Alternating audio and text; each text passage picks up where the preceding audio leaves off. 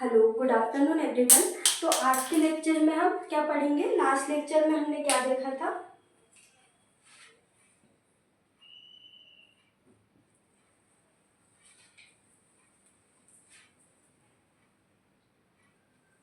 Last lecture में हमने क्या देखा था? तो लास्ट लेक्चर में हमने चोरा चोरी कांड देख लिया था। उस घटना में क्या क्या चीज़ हुई थी।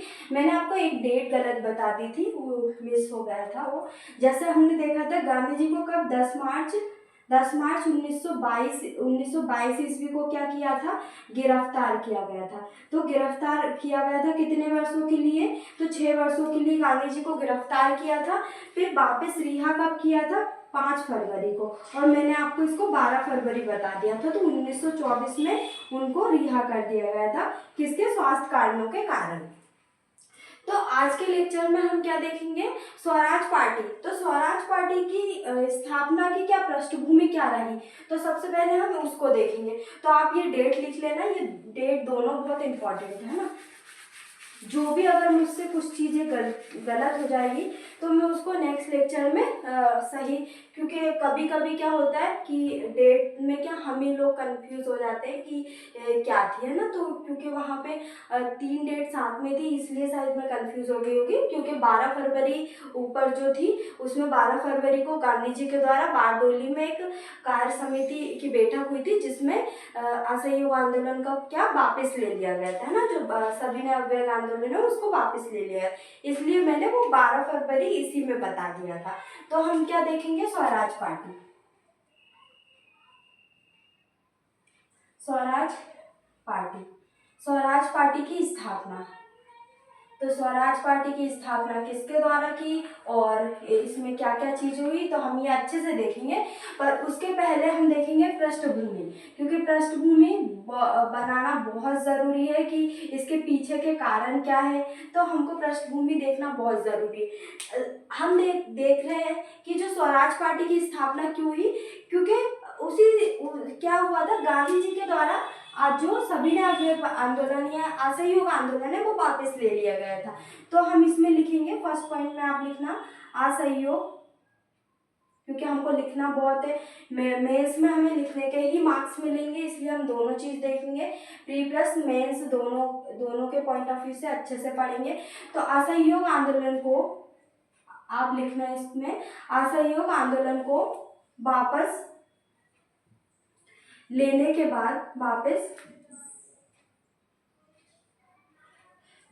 बाद जो कांग्रेस है, कांग्रेस की जो कांग्रेस की राजनीति में क्या शून्यता आ गई थी? क्या आ गई थी? शून्यता।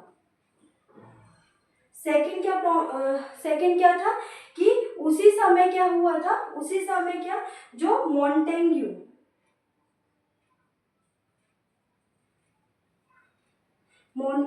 जेम्स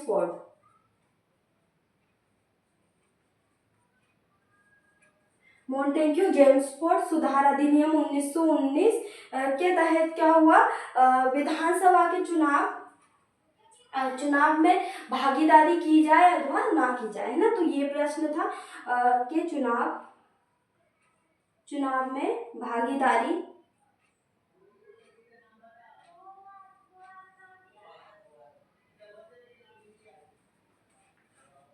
की जाए अथवा नहीं।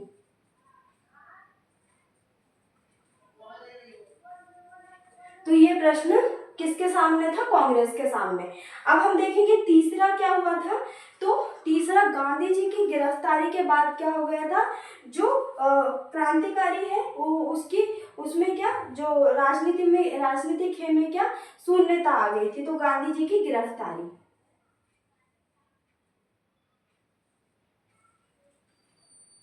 ठीक है, हम लिख देंगे गांधी जी की गिरफ्तारी। ये हमारे क्या पृष्ठभूमि रहेगी, कारण रहेंगे जिसके कारण क्या स्वराज पार्टी की स्थापना। उसके बाद क्या हुआ?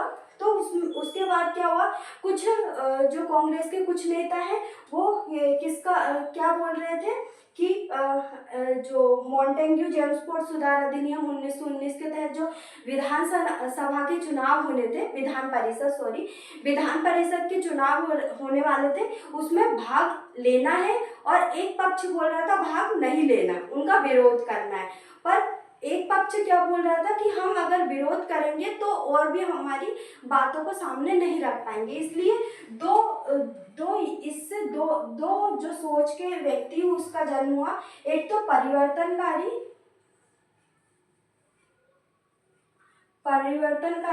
और अपरिवर्तनकारी।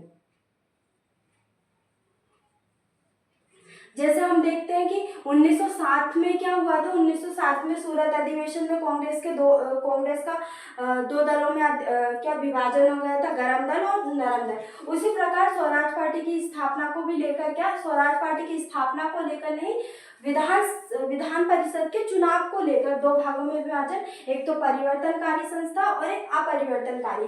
अब हम देखेंगे इसमें शामिल कौन थे। तो परिवर्तनकारी संस्था में किससे, जो परिवर्तन चाहते थे और जो कोई परिवर्तन नहीं चाहते थे। तो हम देखेंगे कौन थे, CR दास, चित्तरंजन दास व मोतीलाल नेहरू। तो ये दो व्यक्ति थे, चित्तरंजन दास और मोतीलाल नेहरू। और अपरिवर्तनकारी संस्था में कौन शामिल थे, तो राजेंद्र प्रसाद, वल्लभ भाई पटेल और हम देखेंगे कौन,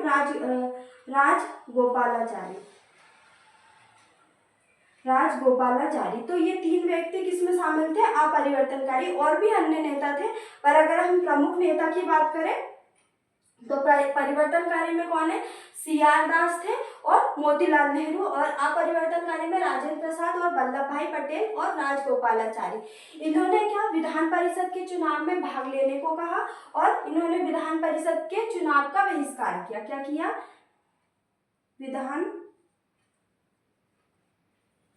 आप ऐसे ही करके लिखना, क्योंकि ऐसे आप लिखोगे तो आपका आंसर बहुत अच्छा लगेगा, क्योंकि हमको क्या एक अच्छा भी दिखाना है हमारे आंसर को, और सारे जो फैक्चुअल डाटा है वो भी हमको हमारे आंसर में शामिल करना है।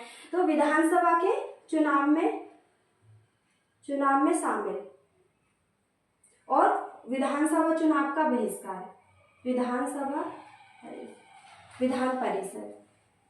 विधान परिषद के चुनाव का बहिष्कार।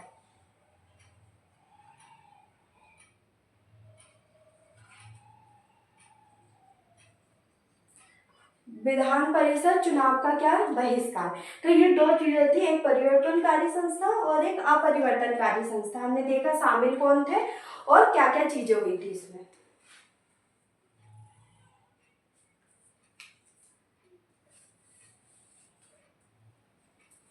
तो हमने ये पृष्ठभूमि देख ली, परिवर्तनकारी संस्था देख ली और अपरिवर्तनकारी संस्था, जिसमें क्या क्या चीजें हुई हमने ये भी देखा। अब हम देखेंगे इसके बाद क्या हुआ। तो मैं इसको रफ कर देती हूँ, इसके बाद हम देखेंगे क्या चीजें हुई। आप मेरे साथ ही लिखते हुए चलना, ताकि आपके क्या नोट्स अच्छे से बन जाए मेंस के भी, क्योंकि मैं मेंस के अकॉर्डिंगली आपको पढ़ा रही हूँ।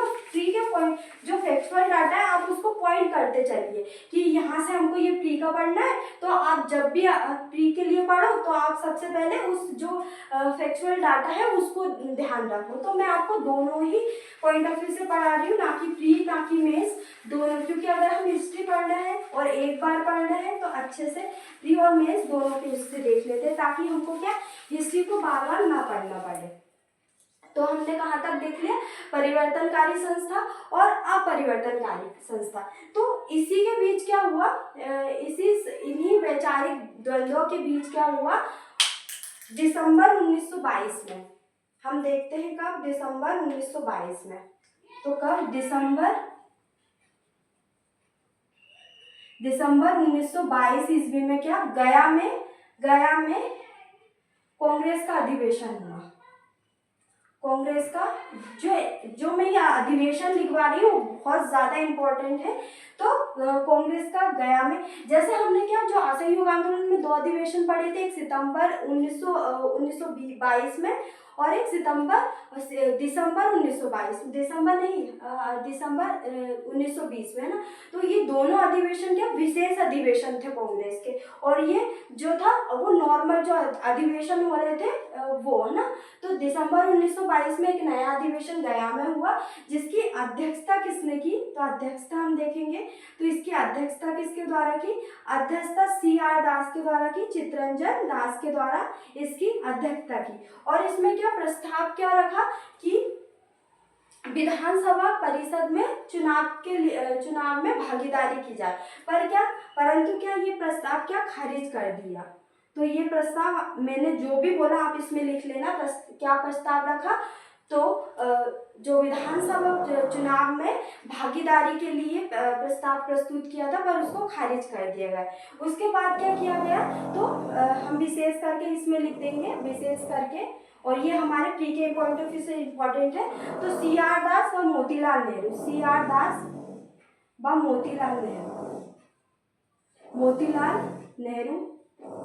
मोतीलाल नेहरू द्वारा क्या इस्तीफा दे दिया गया,